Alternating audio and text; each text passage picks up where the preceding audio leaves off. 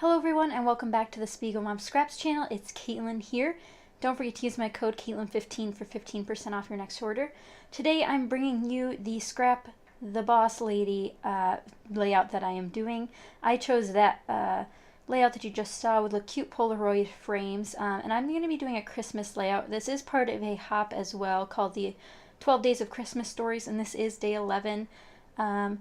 I didn't really know what I was going to do. I had a lot of my Christmas supplies out and I knew which photos I wanted to use. I was just trying to decide what would work best for all these photos. Now luckily I took a bunch of photos from a faraway angle so I could fit them inside these little Polaroid frames that I already had. And this paper is from the Fancy Pants Wish Season collection, which is absolutely gorgeous collection. And I cannot express to you guys how much I love the way this layout came out. I think Jodi's inspiration from it was perfect. And if you guys haven't already checked out the other Scraplift the Boss pages that have been up this week, definitely do so. And there's more to come this week as well, so stay tuned here on the channel for more of those. And I'm just going to sort of paste them down a little bit and then trim them out. I don't want to do anything too crazy. Just kind of maneuvering my scissors around the outsides of the photos. And in the original layout you might have noticed that there were actually 6 Polaroid frames. I'm not going to do that based on the elements that I have. I have one very large photo and then some smaller ones. So I'm going to leave the large photo large and just take up 2 of those spots. So I'm going to have 3 Polaroid frames with photos and then one 4x6-ish photo. And then I'm also going to do another Polaroid frame just as some decoration because she does that on her layout as well. And I'm just going to lay those down there, nothing too fancy. I just kind of want to get them into place so I can look at all the other elements that I have. And here you can kind of tell that my layout, I'm actually going to switch the larger photo and the Polaroid frame to be on the opposite sides. I usually like my heavier weight on the bottom right side. That's just how I am for a lot of my layouts, is the heaviness goes to the bottom right. I don't know why, that's just something I always tend to do. And you'll see me pulling out various embellishment pieces throughout this process. That little fa la la la that I just pulled out is from Pretty Little Studio, and then I'm using this stamp set from my stash that was gifted to me. I'm not sure where it's from. I'm going to be cutting out these mittens from a Pink Fresh Studio paper pad, the Oh Joy collection. You guys know that I love this collection for Christmas season. And I'm kind of combining that beautiful wood grain pattern as my background, along with a, there's also some pink in the background.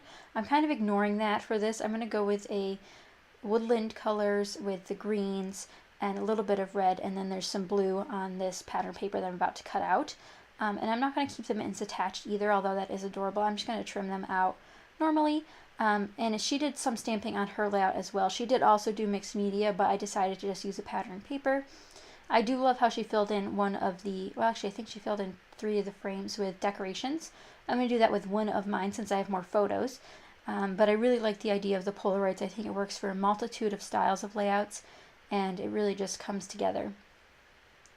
Here I'm looking at the sketch again. I know that she has some threads and twines on her layout and you'll see me using that as well.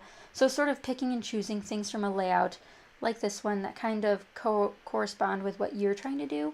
I don't know if you guys have ever scrap lifted before, but I would highly recommend it. Maybe you guys should scrap lift the Boss Lady with us this week too, and share it in the 15 Minutes to Scrap with Spiegel Mom Scraps Facebook group.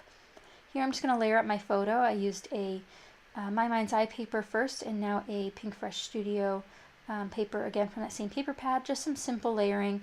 I haven't been doing a lot of paper layering, and I definitely want to get back into it. I think it's a lot of fun.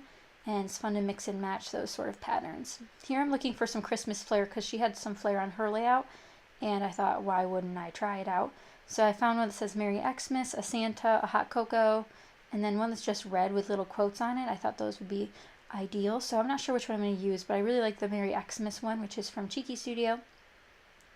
And I'm pulling out so many different things. I have tags, I have acrylics, I have cut-aparts. Right now I have the Fancy Pants Merry and Bright tag collection. I do use this tag that has a little tree on it. I like the gray tones in it a lot. I think it helps bring out those gray tones in the wood grain background. And I really like how this wood grain background's not just plain, it has those snowflakes on it. I think that helps a lot for giving the layout a little bit more pizzazz. If I were to do mixed media, I think it'd be really fun to do something on the background. I was just too scared to ruin the only paper that I had because I didn't want to mess anything up. I did contemplate using some rub-ons, but I skipped over those. I will dive into some more die cuts later because I do have some ideas for those, and these are them. They actually match the tag that I just pulled out earlier from the Merry and Bright collection. And you'll see that I'm going to pull out a bunch of different pieces. Specifically the trees, I think those go well with the theme of the layout where we're picking out a Christmas tree. It's photos of my dad picking it out and then dragging it off. So I'm going to use those to sort of build out my clusters. Now I do want some mini clusters along the sides of my Polaroid photos and on top of them, so we're going to kind of work with that. And you can see that I had an alphabet chosen at the beginning of this layout, and that's the Fancy Pants Atwell green puffy stickers. And here I'm looking at some star die cuts. There's a lot going on. This is a pretty complicated layout. As some of you guys might know if you follow me on my personal channel, I do tend to jump around when it comes to layouts. I don't work on one thing at a time. I am very much a jumper. I try to mix and match things and try to use things while I have them out, so you'll see me plopping them around all over my layouts. Before I go too much further, I know I want to glue down my photos, but I also know that I wanted to remember to use some tiny word stickers, and these ones are from Tim Holtz. This is the Occasions sticker pack, and I wanted to use the ones that involved Christmas trees and fun holiday things. So I used 3 of those to coincide with the visual triangle concept. So if you use any 3 of one item, they should either be in a row or in a visual triangle, so just a triangle somewhere on your page. I also pulled out another alphabet set from Pink Fresh Studio just in case I didn't like the first one, but I do end up going with the first one. I look for a lot of different alphabet stickers, especially ones that would fit inside that little Polaroid frame, which I usually don't do like restricted titles. Usually my titles are over a larger span of area. I look at a lot of green alphabets. I'm actually holding my alphabets in my lap at this point in the video. I'm flipping through all the green ones because I want to use something that's not necessarily new, but something that's kind of fits the theme. So there were dark green letters that I really liked, but they wouldn't fit within the Polaroid frame. So I end up going with the puffy stickers that I originally intended, although these gold ones were another close running from Maggie Holmes. Now I'm just going to try to decide what I want my title to say. I think that was a very hard part because I did have such limited room. And of course, before I forget, I wanted to lay some washi tape underneath my photo. And this is just a washi tape from Target a couple years back. They do some Christmas supplies during the holiday season, and I just like using that because it had that warm gray tone in it again. I looked through my other washi tapes there for a moment, but I am trying to use washi tape on every single project that I do just to keep using it and trying to dwindle down my stash, although it does keep growing by accident, of course. So I'm going to glue that photo in place, and now I'm looking at how her embellishments are laid out. In the top middle Polaroid, she does have a line of embellishments like that, although hers are in 5 instead of 3, but I have 3 at the moment. And I'm going to put down these little mittens and that tree, which matches the other tree on the tag on the opposite side. And here's where I remember that she used thread on her layout, so I'm going to bundle up some black thread. I chose black mainly because that's the only one I had out, but I really think I like that contrast since there's a lot of darkness in the photos. I think bringing the darkness out into the actual layout would be a great idea so that it kind of layers together and it's not too much of a contrast difference. So gluing all that down, tucking my tags in, my flare, my little pieces. There's just a lot going on in that right corner, but I really like how it turned out. And again, I forgot more thread, so now I gotta shove that under there. If I were to do it again, I'd probably put it underneath the flare instead. I don't really like it on the top there because it's kind of straight across from the other one.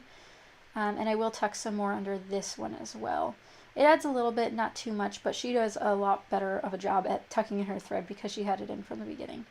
And it's a trend that I didn't really get on at first. I'm really glad that I am doing it again, but I really should be using thread more often because I really love the texture it provides. Here's where I start picking out more of those die cut pieces. I try to figure out where I want some of them, if I want some of them at all. There's also acetate pieces in this collection, so I'm trying to figure out which ones I want. And you'll see me trying to fiddle with that thread again. Not 100% happy with how that turned out, but it'll work. I do pull out some of the chipboard pieces from the Echo Park sheets that I have. Just the little ones, like this one says Noel. I did a little holly berry earlier. I just needed a little bit more dimension than what I was getting.